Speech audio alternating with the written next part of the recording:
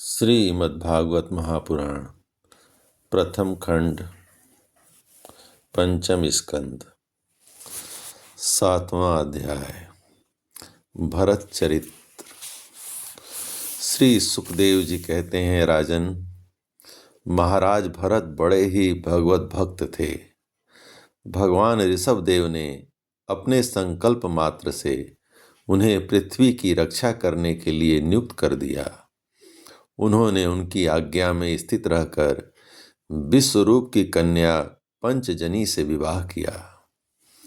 जिस प्रकार तापस अहंकार से शब्दादि 5 भूत तन्मात्र उत्पन्न होते हैं, उसी प्रकार पंचजनी के गर्भ से उनके सुमति, राष्ट्रभृत, सुदर्शन, आवरण और धूम्रकेतु नामक 5 पुत्र हुए, जो सर्वथा उन्हीं के समान थे।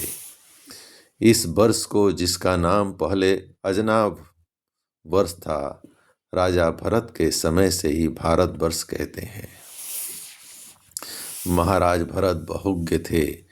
वे अपने अपने कर्मों में लगी हुई प्रजा का अपने बाप दादों के समान स्वधर्म में स्थित रहते हुए अत्यंत वात्सल्य भाव से पालन करने लगे।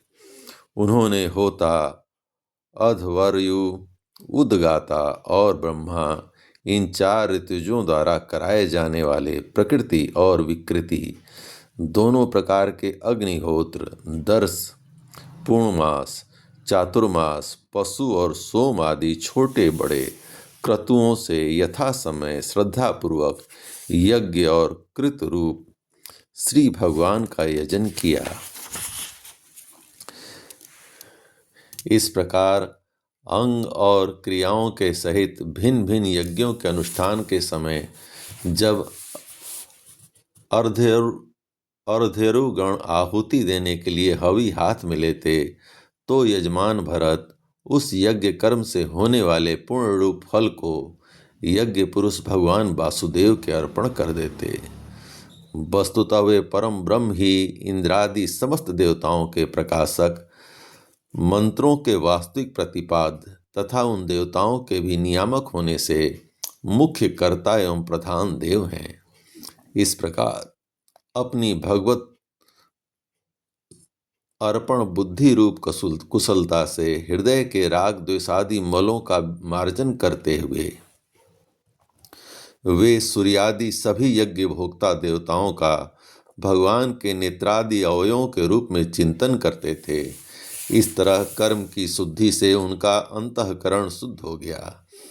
तब उन्हें अंतर्यामी रूप से विराजमान हृदय आकाश में ही अभिव्यक्त होने वाले ब्रह्म स्वरूप एवं महापुरुषों के लक्षणों से उपलक्षित भगवान वासुदेव में, जो श्री बस, कौस्तुभ, बनमाला, चक्र, शंख और गदा आदि से सुशोभित तथा नारद आदि निज जनों के हृदयों में चित्र के समान निश्चल भाव से स्थित रहते हैं, दिन दिन वेग पूर्वक बढ़ने वाली उत्कृष्ट भक्ति प्राप्त हुई। इस प्रकार 1 करोड़ वर्ष निकल जाने पर उन्होंने राज्य भोग का प्रारब्ध क्षीण हुआ जानकर अपनी भोगी हुई वंश परंपरागत संपत्ति को यथा योग्य पुत्रों में बांट दिया। फिर अपने सर्व संपत्ति संपन्न राजमहल से निकलकर वे पुलहाश्रम हरिहर क्षेत्र में चले आए। इस पुलहाश्रम में रहने वाले भक्तों पर भगवान का बड़ा ही वात्सल्य है। वे आज भी उनसे उनके इष्ट रूप में मिलते रहते हैं। वहाँ चक्र नदी, गंडकी नाम की प्रसिद्ध सरिता, चक्राकार सालग्राम शिलाओं से, जिनके ऊपर नीचे दोनों ओर नाभि के समान चिन्ह होते हैं, सब ओर से ऋषियों के आश्रमों को पवित्र करती रहती है। जय श्री कृष्ण। इस पुलहाश्रम के उपवन में एकांत स्थान में अकेले ही रहकर वे अनेक प्रकार के पत्र, पुष्प, तुलसी दल, जल और कंद मूल फलादि उपहारों से भगवान की आराधना करने लगे। इससे उनका अंतःकरण समस्त विषयाभिलाषाओं से निवृत्त होकर शांत हो गया और उन्हें परम आनंद प्राप्त हुआ। इस प्रकार जब वे नियम पूर्वक भगवान की परिचर्या करने लगे, तब उससे प्रेम का वेग बढ़ता गया, जिससे उनका हृदय द्रवीभूत होकर शांत हो गया। आनंद के प्रबल वेग से शरीर में रोमांच होने लगा तथा उत्कंठा के कारण नेत्रों में प्रेम के आंसू उमड़ आए, जिससे उनकी दृष्टि रुक गई। अंत में जब अपने प्रियतम के अरुण चरणाबिंदों के ध्यान से भक्ति योग का आविर्भाव हुआ, तब परमानंद से सरोवर हृदय रूपी गंभीर सरोवर में बुद्धि के डूब जाने से उन्हें उस नियम पूर्वक की जाने वाली भगवत पूजा का भी स्मरण न रहा। इस प्रकार वे भगवत सेवा के नियम में ही तत्पर रहते थे। शरीर पर कृष्ण मृग चर्म धारण करते थे तथा त्रिकाल स्नान के कारण भीगते रहने से उनके केस भूरी भूरी घुंघराली लटों में परिणित हो गए थे, जिनसे वे बड़े ही सुहावने लगते थे।